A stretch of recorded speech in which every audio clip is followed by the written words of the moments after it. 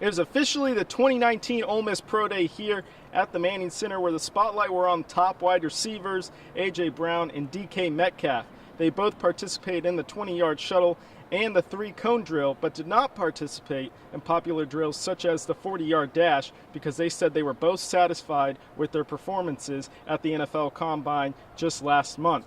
Now, wide receiver A.J. Brown said he is not too concerned with how he did in the 3-cone drill because he wants to focus on one thing and one thing only, that is his football abilities. He says he just wants to play football and show scouts that he deserves to be a top pick in the first round. Now, as for DK Metcalf, he said there will always be haters there critiquing your game and your abilities on the field. So what he wants to focus on is his individual game and hope scouts will take him in the first round. Now, other notable Ole Miss players were quarterback Jordan Ta'amu threw today, and he said he did an exceptional job. He was very satisfied with how he did, and he will continue to carry a chip on his shoulder because he has the mentality that he wants to learn and develop to be an NFL quarterback in the next stage of his game. Now, wide receiver DeMarcus Lodge said that he was just taking it all in. He said he wanted to appreciate one last practice with his Ole Miss teammates and said he couldn't be more grateful to play alongside some of his teammates. Now, where these players are going to go draft-wise, it's unknown, but we are seeing a consensus of DK Metcalf being the first Rebel off the board in the 9 to 15 range, so it'll be interesting to see where he goes in the first round and which team he goes to. All these Ole Miss players will continue to work out up to the draft on April 26th. Reporting from the Manning Center, Collin Rivera, Newswatch, Ole Miss.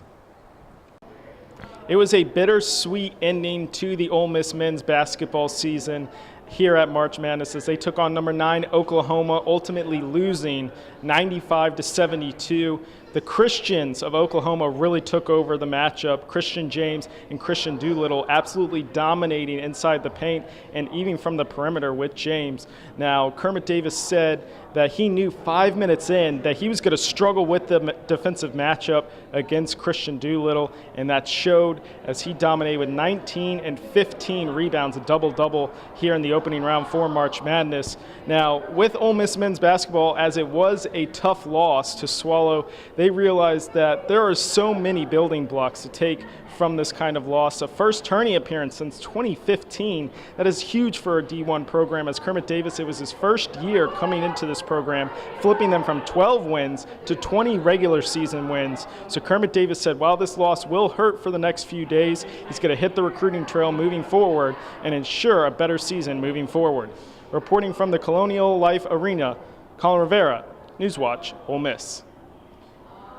After the coaching carousel, this is what I have the teams matched up in my personal rankings. Now, it goes without a doubt, even though they lost the national championship, Alabama is still number 1. They continue to win the SEC, so they are going to be there. Number 2 is Georgia with Kirby Smart. He's made that program be tremendous here in his few years at Georgia, and Florida has actually risen.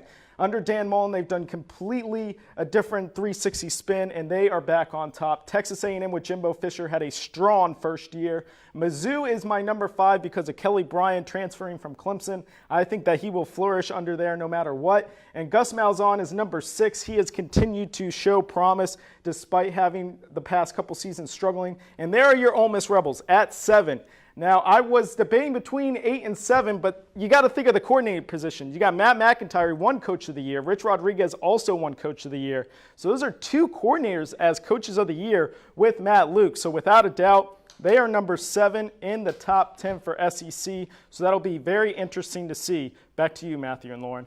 Senior night here at the Pavilion as the Ole Miss Rebels take on the defending SEC champions, the number 6 Kentucky Wildcats. One of the key matchups to keep an eye on is P.J. Washington, the forward from Kentucky. Expect Bruce Stevens and K.J. Buffin to have a physical battle all night long in the paint as the Rebels look to bounce back from a crushing defeat this past weekend against the Arkansas Razorbacks. If you're looking to come and watch this game in person, you better come quick as tip-off is at 8 p.m.